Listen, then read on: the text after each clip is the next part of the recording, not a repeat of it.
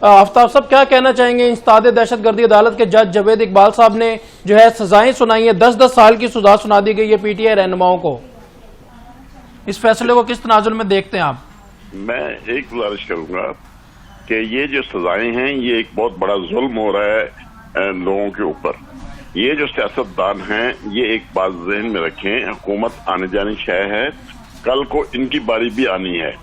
یہ لوگ احتجاج کرنے پہ، صرف نعرے لگانے پہ اتنی بڑی سزائیں نہیں ہوتی، ان پہ دہشت گردی کے مقدمے نہیں ہوتے۔ پہلے یہ تو دیکھیں کہ یہ جو واقعات ہوئے ہیں یہ کس کے کہنے پہ ہوئے ہیں اور کس نے کروائے ہیں۔ مگر آفتاب باجوہ صاحب، اس میں تو اقدام قتل بھی ہے، سرکاری اہلکاروں سے مزاحمت بھی ہے، تشدد بھی ہے، اور 15 دیگر دفعات بھی عائد ہیں۔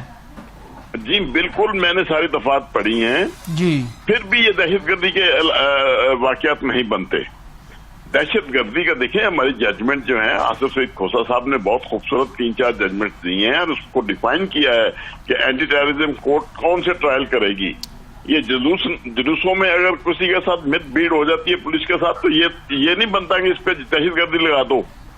دہشت گردی ایک اسپیشل جو ہے ٹیررسٹ ایکٹ جو بنا ہے وہ دہشت گردوں کے لیے بنا ہے۔ یہ عام شہری اگر جلوس نکالتے ہیں اپنے حق کے لیے، اپنے حقوق کے لیے، کوئی آواز بلند کرتے ہیں تو ان کو آپ دہشت گرد نہیں بنا سکتے۔ کیا غزہ کے مسلمانوں پہ ظلم ہو رہا ہے، کوئی احتجاج کرتا ہے تو آپ ان کو دہشت گرد کہیں گے؟ کیا ملک کے اندر اگر کوئی زیادتی ہو رہی ہے، ناانصافی ہو رہی ہے، مہنگائی بڑھ رہی ہے تو اس کے لیے لوگ نکلیں گے باہر تو آپ اس کو دہشت گردی کا کہیں گے کہ یہ لوگ دہشت گرد ہیں؟ جی، حق، اپنے حق کے لیے آواز بلند کرنا ایک آئینی حق ہے جس کو آپ نہیں روک سکتے۔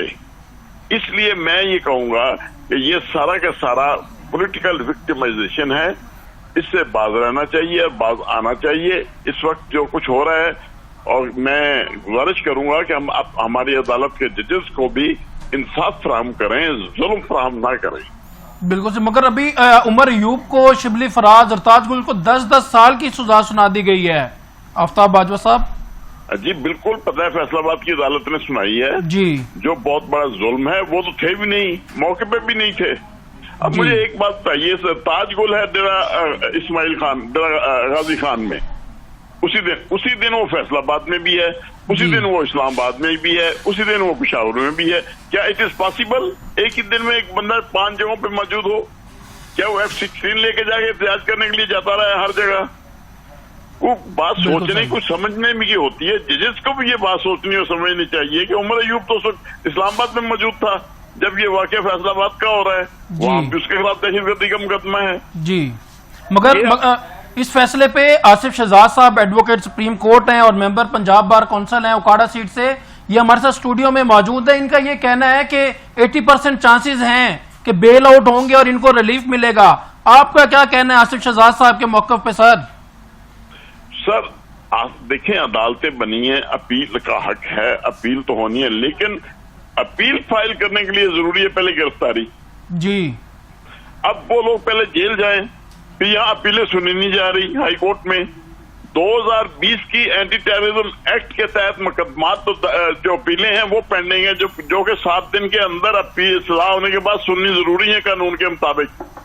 دفعہ 25 کہتی ہے اس اینٹی ٹیررزم ایکٹ کی، جو نہیں سنی جا رہی۔ یہ ان کی باری کب آئے گی؟ جو پہلے اپیلیں پڑی ہیں پہلے وہ سنی جائیں گی، یہ آپ آج فائل ہوئی اور کل سن لی جائے گی، یہ نہیں ہونا۔